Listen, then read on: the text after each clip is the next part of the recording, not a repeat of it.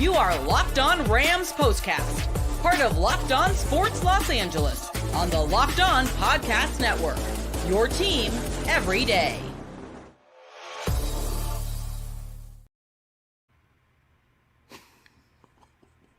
What just happened? What just happened? Is that not the most ridiculous football game you have ever seen in your life?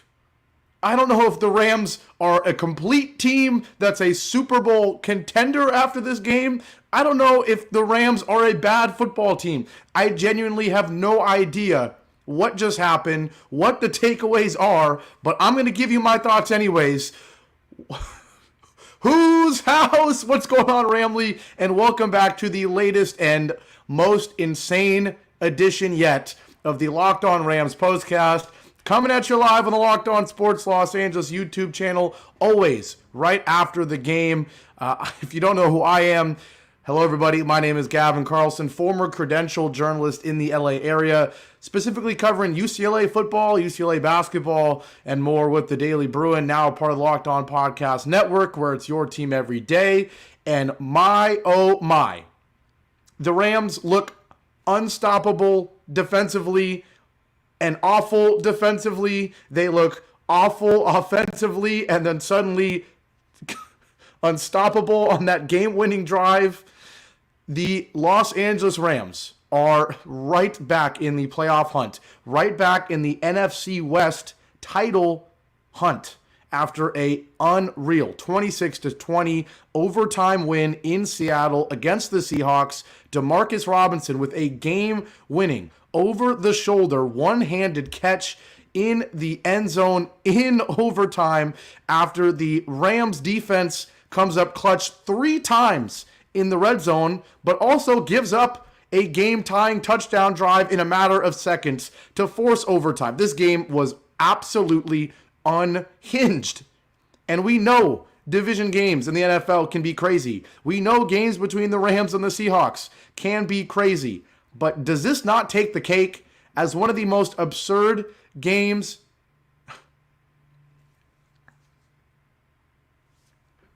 I don't even know what to say. We're going to try to make sense of it here. I'm reading the comments. That's distracting me now. I'll be honest. This is absolutely crazy. But shout out to everybody in here. This is going to be a long one. This is going to be a fun one. Shout out to everybody in here, as always, for joining us here, leaving your comments. If you haven't already, after that crazy win, like, comment, subscribe. We're going to jump into this one. Before I share my thoughts on why this team won this game, why they probably shouldn't have at the same time, why you can leave this game with any takeaway, and it's probably a valid takeaway. I'll give you my thoughts, what my conclusion is after this game on whether or not we should be confident about the Rams going forward. But before we do, shout out to everybody in here, and also a quick shout out to the sponsor of today's show. It is FanDuel. You can start the season with a big return on FanDuel. New customers can place a $5 bet, and you'll get started with $150 in bonus bets if you win your first $5 bet. Visit FanDuel.com to get started. Where do I start? We have to start with how this game ends, okay? We have to start with how this game ends. And it's funny because how this game ended is nothing like how this game was for the first 3 or 4 quarters. Outside of an absurd end to the second quarter that we will dive into greater detail in later, but a second quarter that has this game go from 3-0 Rams to 13-3 Seahawks and Puka Ngata ejected, okay? The end of the second quarter was insane. But other than that, this game was pretty, low scoring. 2 offensive lines that couldn't protect their quarterback. 2 quarterbacks that, if they had time, are dangerous, but didn't have much time. Geno Smith was handing the ball to the Rams in this game, with some help from horrible receiving play. I don't even know what Jackson Smith-Njigba was doing on that first one. The miscommunication with the tight end on the third one. Just an absolutely insane game all around. But a low-scoring, ugly first 4 quarters until we get to these last few drives of this football game. This Rams defense comes up clutch not once, not twice, but 3 times in the red zone And I'm about to, I see 20-13. I see that last interception in the red zone, hoping the Rams are going to ice this one away. I'm getting ready to come on here and say this defense was dominant. We might not have looked that great offensively, but dominant defense means we are a legit two-headed monster, offense and defense going forward. We know that Puka was out for most of this game. We can blame that on the offense. We can blame the offensive struggles on that. Obviously, the line is an issue, but hey, the big takeaway would have been this defense is dominant, and we are going to be a threat. But then, of course, right when we're about to say that, up 20-13, under 2 minutes to go, the Seahawks have one more chance to march down the field, starting at their own 27 with under 2 minutes. And boy, did they march down. They didn't even march down. They sprinted down. 8 plays, 73 yards in just over a minute. Capped off by another long pass to Jackson Smith-Njigba. He was unbelievable in this one. A 14-yard touchdown on what was quite frankly just a great throw from Geno Smith into a tight zone window. Jackson Smith-Njigba could not be stopped. On the play before, he had a 29-yard catch on a 4th and 5 where the Rams press up. They just run like a little sideline wheel route to Jackson Smith-Njigba. Hey, if on 4th and 5, the other team is going to throw a 30-yard pass down the field and they complete a contested catch, you tip your cap. And that's what you have to do on that one. Unbelievable throw and catch from Smith to Smith-Njigba there. And then the very next play, once again, tip your cap. Great throw from Geno Smith in a tight zone, in the end zone to Jackson Smith-Njigba. Rams aren't able to do anything. They go 3 and out. This game goes into OT, and then another drive, once again, where in a game where, let's be honest, Seattle was having a lot more, efficient, successful drives than the Rams. This was another one right here. Seahawks start overtime, and it's looking like they're going to go and score a touchdown in a matter of seconds because right away, 8-yard carry, Kenneth Walker. 6-yard carry, Kenneth Walker. Smith-Njigba for 31 again. 2 penalties on the Rams. They didn't need either of them. Kenneth for 4. Kenneth for 5. It's 3rd and 1 at the 16. You're thinking the Seahawks are going to get this first down. They're probably going to have 1st and goal again. And as much as this Rams defense has been bend, don't break all evening, there's no way they're going to do it again, right? There's no way. Yes, there is a way. 3rd and 1, Kenneth Walker, stuffed, shotgun handoff, no gain. And then on 4th and 1, the Seahawks, there's a timeout by the Rams. The Seahawks are going to kick. No, they're going to go for it. And the defensive coach, McDonald, for the Seahawks, ends up being aggressive. Kind of a questionable one if you ask me, just because the way this game has been going, so much uncertainty from both offensive lines. I'm thinking Seahawks say, we'll take the 3 points, and the Rams are either going to score a touchdown or they're not going to score at all. I don't think the Rams are marching down the field but then kicking 3. I feel like if the Seahawks kick a field goal there to go up 3, it's boom or bust for the Rams. We didn't really have many sustained drives. But the Seahawks decide to go for it, 4th and 1, and they get stuffed. They just said, look, it's our big bodies against your big bodies. They got cute in the red zone 3 times, right? They are the previous 2 times. They got cute with that Geno Smith. I mean, it wasn't really cute, but just way too risky throwing a pick to Kamren Kinchens for a pick 6. Then they got really cute with that tight end slips, behind the offensive line. Geno Smith just tries to flip it to him without even looking. Kinchens gets the 2nd interception, and then they decided here, let's not get cute. Let's just put our big bodies on the field against yours. Let's run it down your neck on 4th and 1. But Kenneth Walker got stuffed. It wasn't even close. And how fitting, it capped off a game where not only were the Rams phenomenal in the red zone defensively, but the front 7 for the Rams looked downright elite. I'm talking top 5 front 7 in football is how they look today. I mean, everybody, Young tipping Geno Smith's arm on that interception that led to the Kamren Kinchens pick 6. Braden Fiske in Geno Smith's face throughout this game.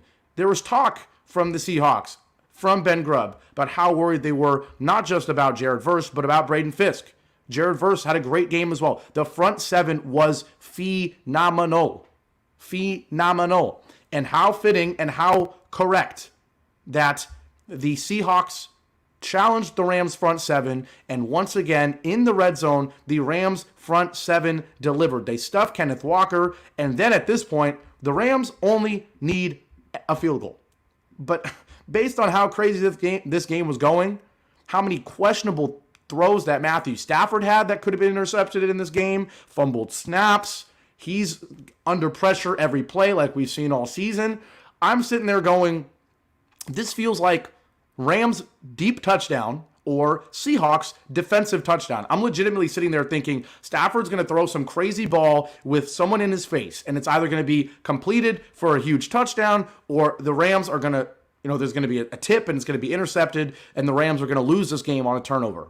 And surely enough, right away, Tyler Johnson, 24 yards from Stafford, a contested ball, craziness, then Tutu Atwell, and then for 16, Kyron Williams for 4 yards to set up the play action, deep left, Demarcus Robinson, 39-yard, one-handed grab. And talk about Demarcus Robinson. We saw it in previous games this season. When we need a receiver to step up, he does. Cooper Kupp was on it all game, 11 for 104, but 14 targets. But Demarcus Robinson, another multiple touchdown game.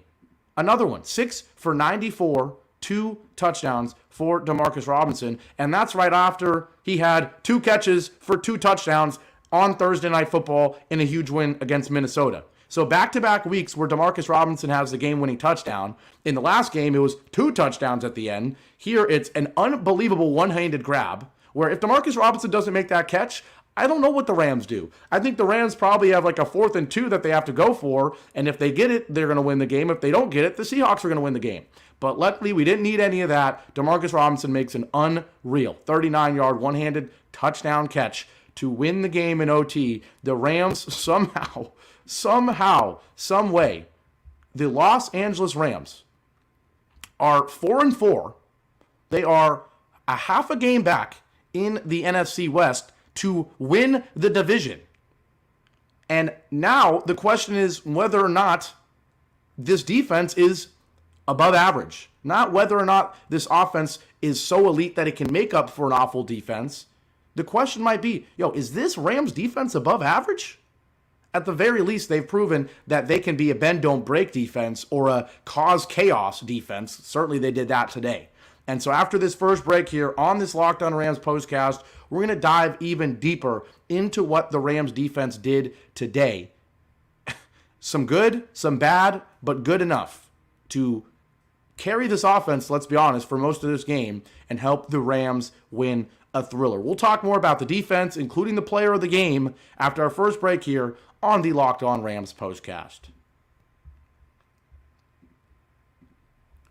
I am stunned. I am absolutely stunned. But I'm going to calm down. I'm going to read these ads and we'll get right back to it. Today's episode is brought to you by Robinhood. And I'm so stunned, I'm taking a while to get the banner up. There it is. With Robinhood Gold, you don't need a silver spoon to eat up the financial favors of the 1%.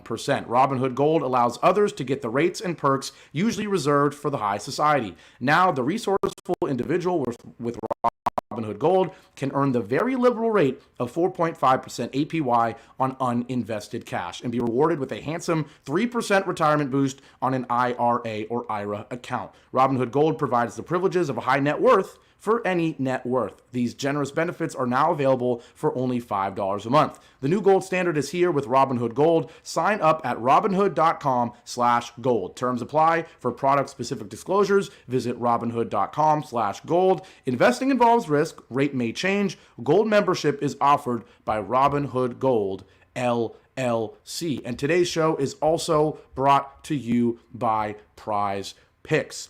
What is Prize Picks? Prize Picks is the best place to get real money sports action. With over 10 million members and billions of dollars in awarded winnings, Prize Picks has made daily fantasy sports accessible to all.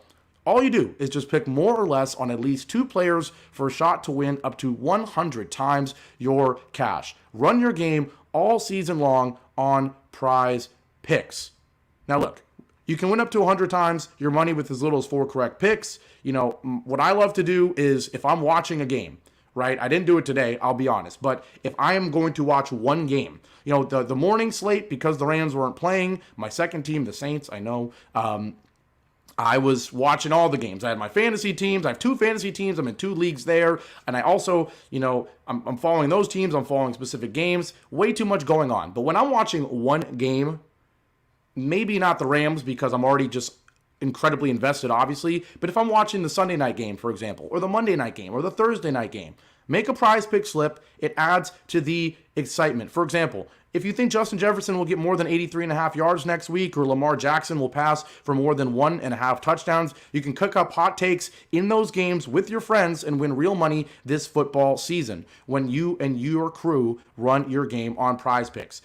In a lot of states, you can't bet, right? But Prize Picks is legal. And this week on Prize Picks, I'm looking at the football board and selecting Jamar Chase for more than 79.5 receiving yards and Patrick Mahomes for more than 1.5 touchdowns, okay? So download the app today and use code LOCKEDONNFL to get $50 instantly after you play your first $5 lineup. Once again, download the app today and use code LOCKEDONNFL to get $50 instantly after you play your first $5 lineup. Prize Picks, run your game, baby. Run your game.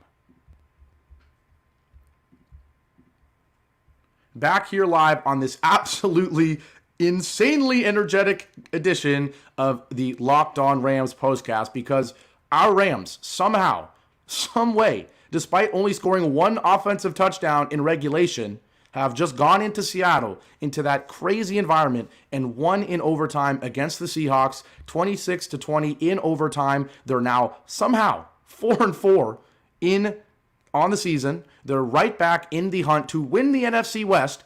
They might even be the favorite to win the NFC West. We'll get to that later. But the biggest takeaway in this one, somehow, if you can try to have one takeaway, is that the Rams front 7 is elite enough to make up for an abysmal secondary, okay? This secondary is so bad. It is so bad.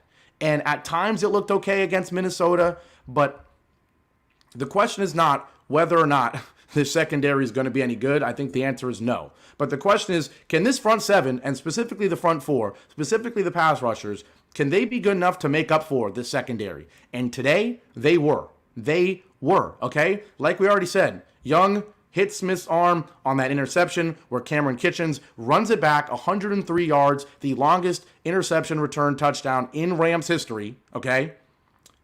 Even that was caused by the arm being hit of Geno Smith by Young. Braden Fiske in Geno Smith's face all game, including on the third interception. I don't know if it was Braden Fiske in his face, but I do know that as someone is telling me that Darnold just threw an interception, thank you, BC,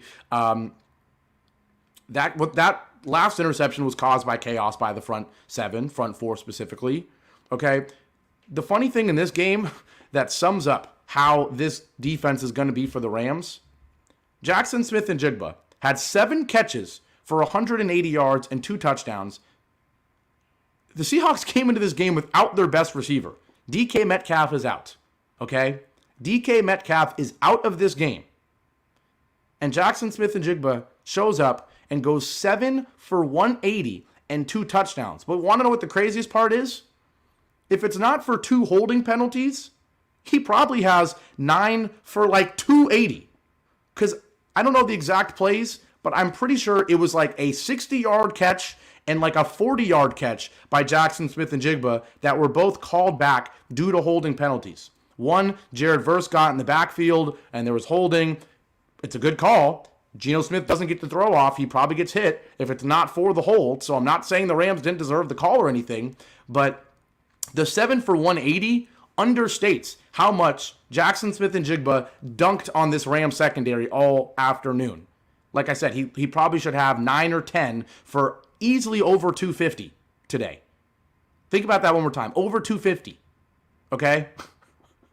But somehow, despite Tyler Lockett catching a wide open touchdown and having 63 yards and a touchdown himself, despite Kenneth Walker being okay in this one, 83 yards rushing, and despite the Rams giving up 363 and 3 touchdowns to Geno Smith, The Rams defense was the reason the Rams won the game.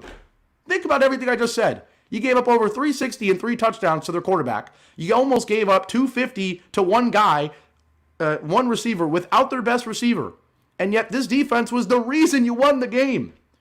Because not only did the Rams offense only have one offensive touchdown until overtime, but like I said, 3 different times the Seahawks are in the red zone and don't score a point. One of those times, the defense gets 7 points thanks to the Kamren Kinchens pick 6. And so that is why we're going to jump right to the player of the game in this one. It has to be Kamren Kinchens. Was Stafford solid in this one? Yes. Did he throw an unbelievable touchdown at the end of the game? Yes. Was Demarcus Robinson really solid to have 2 touchdowns again and catch that unbelievable one-handed catch? Yes. Was Cooper Kupp looking like the elite Cooper Kupp of old? Yes. Was Braden Fiske unstoppable? Yes. But at the end of the day, if Kamren Kinchens only has one of those 2 interceptions, the Rams lose this game in regulation. Let alone both. Right? The second one, okay, kind of chaotic, but he was in the right place at the right time, and he made a great catch. The first one, an awful throw from Geno Smith, and yes, it was caused partially by the pressure, but to take that and run it 103 yards, there's no way that you can have 2 interceptions in the end zone. One of them you turn into a touchdown for your team, and you're not the player of the game. So Kamren Kinchens, who had 11 interceptions at Miami, a 3rd-round pick for the Rams, in a secondary that is really, really bad. He stepped up in the right moments. Did he get burned at times? Yes. Did Kobe Durant get burned at times? Yes. Is this secondary bad? Yes. But one of those guys had 2 plays. And this, normally it's a bend, don't break, meaning you let the team march down the field a lot, but then you hold them to field goals. I don't know what to call this. This is a bend to the point where you do break, but then also bend to the point where you bend so much that then you slingshot the other way like a rubber band, I guess, and have pick 6s and stuff. I don't even know what to call the defense for the Rams, but they were good enough when it mattered. And you force 3 interceptions, you're going to win this game, right? It's the fact that you only won this game in overtime at the buzzer, despite picking Geno Smith off 3 times, shows how bad the offense was for most of this game, but it doesn't matter. A win is a win, and I am confident that the offense will be elite if Puka's back, if the offensive line hopefully gets better each week. We're still hoping for that, okay? And the Seahawks front 7 is good as well. Leonard Williams was a problem all day. The question, of course, is the defense, and at the very least, if this can be a defense that forces turnovers, how many teams have we seen be elite teams, not by having lockdown defenses, but by having elite offenses that are going to keep you in games, and then a defense that makes a play here or there to help your team win? It happens all the time. Maybe not the recent Chiefs teams, but how many Chiefs teams have we seen that have had elite offenses and defenses that aren't lockdown, but then get the key turnover when they need it? Or, Jones has the key sack, right? It happens. Think about the Bengals, the year the Rams beat them. That defense was not locked down at all, but their offense was unbelievable, and the defense would make clutch interceptions, force clutch fumbles. Trey Hendrickson, Sam Hubbard, whatever, would win enough to get, or they would force enough chaos to get wins. And that's what this Rams defense can be for this offense, okay? So when we come back, we'll talk about the offense a little bit and why it struggled for most of this game. We'll talk about what worked in the few times that the offense did find success. We'll talk a little bit more about the end of the second quarter. That was insane, including the Puka Ngata ejection. And we'll somehow have enough time to also look forward to the remainder of the Rams schedule. We'll do all of that. And shout out to the over 60 people here live after our last break on the Locked On Rams Postcast. We'll be right back. Today's show, we got 4 ads today. We usually don't have 4 ads. So this is going to be like a 35-minute postcast, okay? Today's show is brought to you by Hillsdale College. Time is our most precious commodity, so don't waste it scrolling through the same mind-numbing content for hours and hours. How can you spend it wisely to improve yourself? History, economics, the great works of literature, the meaning of the U.S. Constitution. Did you study these things in school? Probably not. Or even if you did, maybe it's time for a refresher instead of just scrolling. Time and technology have changed a lot of things, but they have not changed basic fundamental truths about the world and our place in it. Our sponsor, Hillsdale College, is offering more than 40 free, that's right, free online courses, including just a few I'll mention: Constitution 101, Introduction to Free Market Economics, The Great American Story, The Rise and Fall of the Roman Republic, and a brand new documentary-style course on Marxism, socialism, and communism. All of Hillsdale's courses are self-paced so that you can start whenever and tune in wherever. Plus, you can go deeper with readings, quizzes, discussions, or just enjoy the lectures. So go right now to hillsdale.edu/lockedon to enroll. There's no cost and it's easy to get started. That's hillsdale.edu/lockedon to register. hillsdale.edu/lockedon. And finally, today's show is brought to you once again by FanDuel.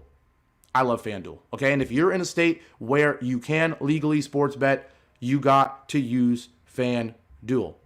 You got to. You simply have to. Give me 1 second here. There we go. So it's time, we're halfway through the NFL season. Now you know how teams are. You know which teams are good. You know which teams are bad. You know which players are good in what systems. A lot of trades, free agency happening, or free agency, in the past, now trades and all that. A lot of craziness in the NFL. Now it makes a little bit more sense. And it's time to tackle the NFL action now that we're a little more under control here with FanDuel, America's #1 sportsbook. Right now, new customers can bet $5 and get $150 in bonus bets if you win. The FanDuel Sportsbook app gives you everything you need to place live bets on the NFL all in one place. So when you get a hunch in the middle of the game, you can check out the latest stats, view live play-by-play, and so much more on the same page where you place your bets. Just visit FanDuel.com to join today. You'll get started with $150 in bonus bets if you win your first $5 bet. That's FanDuel.com. Never waste a hunch and make every moment more with FanDuel, an official sports partner of the NFL. Back here live on the Locked On Sports Los Angeles YouTube channel. I am Gavin Carlson, and this is the Locked On Rams Postcast. The Rams win a stunner. If it wasn't for a Hail Mary win for the Commanders last week against the Bears, this would undoubtedly, in my opinion, be the craziest game we've seen in the NFL this season. And the Rams have had a couple. They've had a couple themselves. It's been a stressful year to be a Rams fan, but man, does it feel good today after a 26-20 overtime win in Seattle over the Seahawks to move back to 500, 4-4, right back in the heart of this NFC West chase. And the defense got the job done with 3 interceptions off of Geno Smith. 1 returned 103 yards, the longest interception return in Rams history by Kamren Kinchens. He had 2 picks. The defense forced 3. They also stopped the Seahawks on a 4th and 1 in overtime. So just got it done in the red zone 3 times. Unbelievable job by them. And the offense, it did enough. And that's what we're going to talk about here before we look forward to the remaining of the schedule. Kyren Williams, 22 for 69. We already talked about Cooper Kupp with over 100 yards on 11 catches. Demarcus Robinson. We already talked about the stats, okay? Stafford, 25 of 44 for 298 and 2 touchdowns. He did have a pick. He easily could have had 1, 2, maybe 3 more. I mean, he underthrew that deep ball to Tutu Atwell by about 5 to 10 yards, and they just barely didn't make that diving catch. I don't know which linebacker it was, I forget, but he had 2 hands on the ball in the middle of the field for the Seahawks. He dropped an interception. Stafford was under pressure all game like he always is. He's always leaning on that back foot, always waiting to the last second, hoping that guy can get open, always throwing that sidearm to try to create an angle when there isn't one, because if there's not somebody actively tackling him, there is someone actively in his face on just about every throw. And so it's a miracle he only had 1 interception. It's a miracle that he almost threw for 300 yards and had 2 touchdowns with how bad the line looked again, with how little space these receivers were generating, especially in the second half at times. But third quarter where you score 10 points, huge. Obviously the touchdown in the 4th, huge. And then the touchdown in overtime, huge. Now, once again, I think this offense will be fine.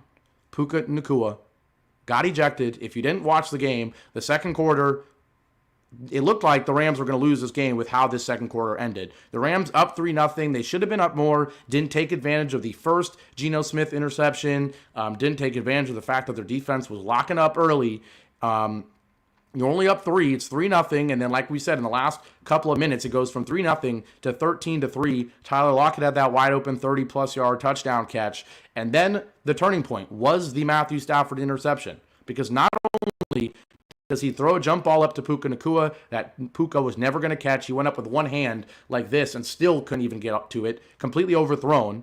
So not only was Puka never going to catch it, not only is it an interception for the Seahawks in the final, I believe, 50 seconds of the first half. Let me look for the exact timing here. Stafford throws the interception with 33 seconds left in the second quarter. So even though you throw a pick, there's 30 seconds left. They're going to return it a little bit, whatever. There'll be like 25 seconds for the Seahawks to maybe go steal a field goal to go up 9-3.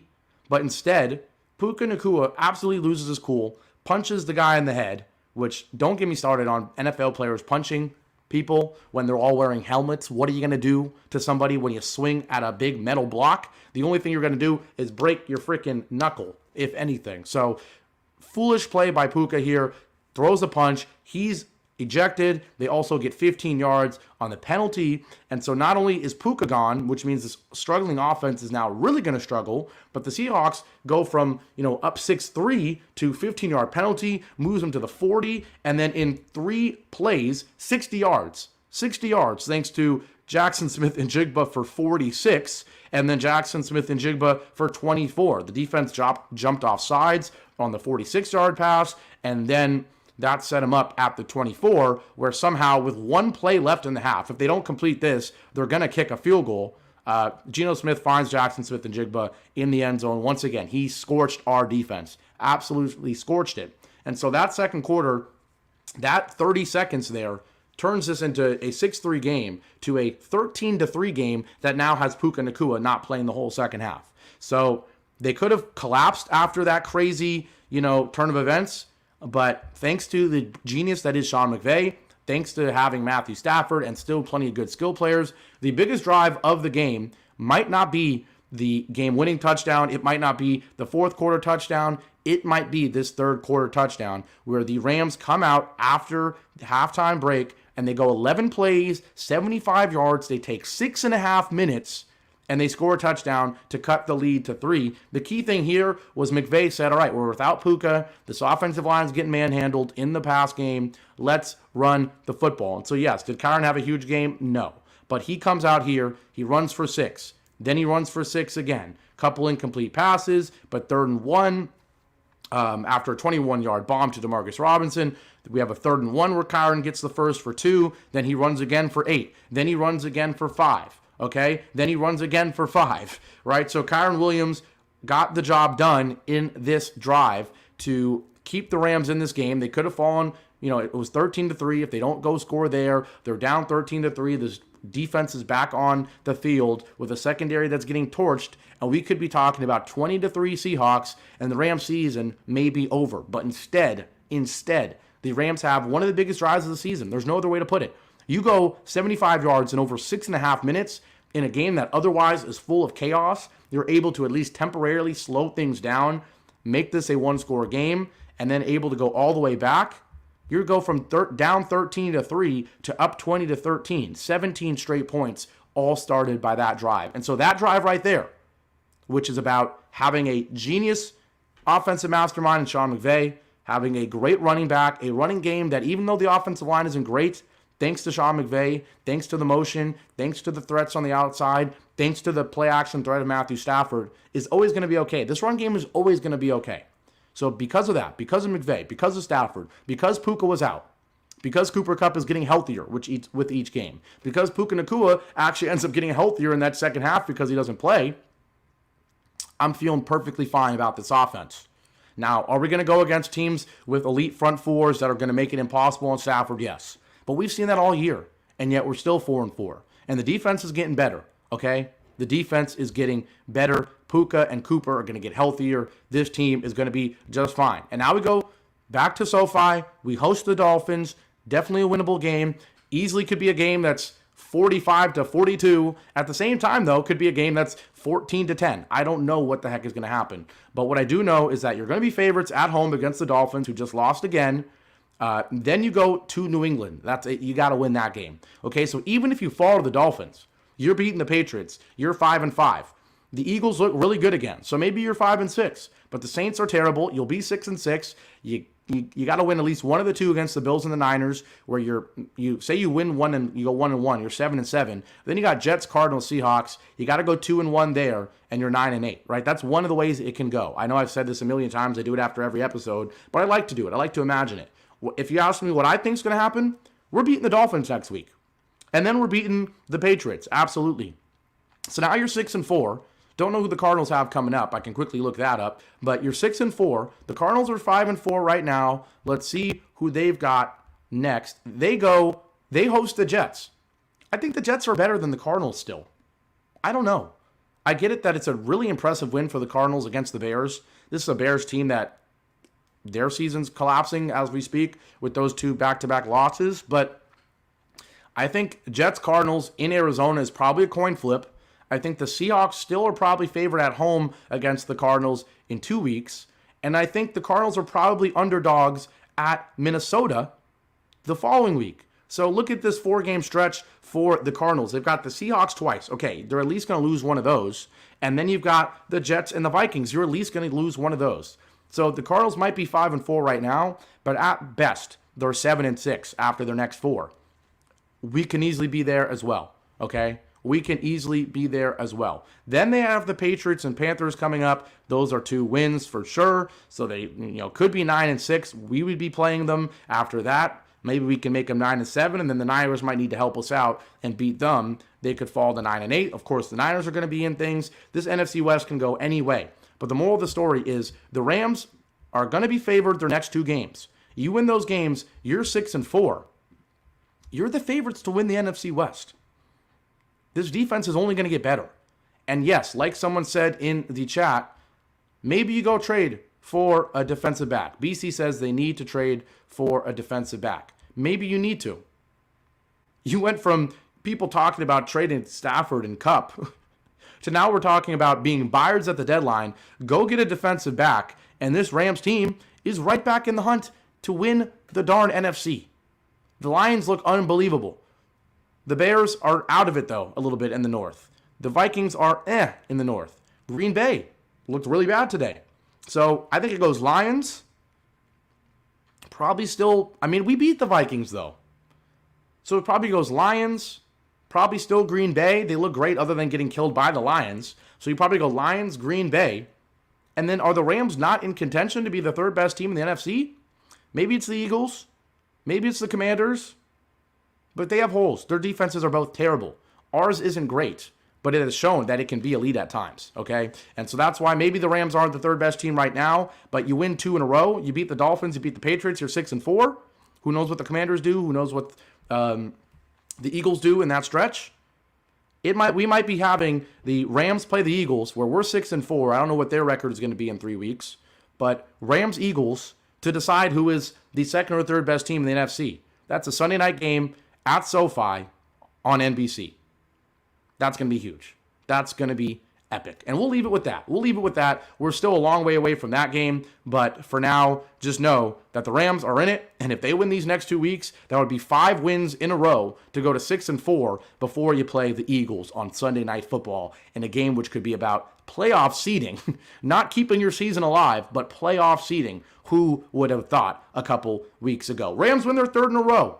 26-20 in overtime, thanks to 3 interceptions from this defense, 2 from the player of the game, Kamren Kinchens. Somehow, some way, a Demarcus Robinson 39-yard, one-handed touchdown catch wins it in Seattle. That's all for today's edition of the Locked On Rams Postcast. Thanks to the over 60 people that were in here live throughout this show. Easily the biggest live show I've had. So please, if you watch this one live, if you're watching it after the fact, no matter what, leave a like, number 1, to let me know you like the video, to help more people see it, to help more Rams fans see it, to help more salty Seahawks fans see it. Leave a comment. Let me know if you think the Rams are going to be 6-4 going into that game against the Eagles. That's the question. In the comments, let me know. Do the Rams win the next 2 against the Dolphins and the Patriots?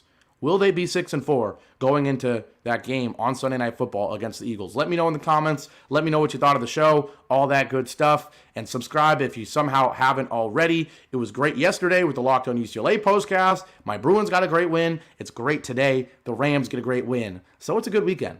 it's a good weekend. Enjoy the rest of your weekend. Still some time left here on Sunday night. I'm going to go watch that Sunday night game, but I'll be back here in a week. Monday Night Football, actually, so a little bit over a week. Monday Night Football, Rams, Dolphins. I'll see you then. But for now, so long. And as always, whose house? Rams house, baby. Have a great rest of your Sunday night. Rams win.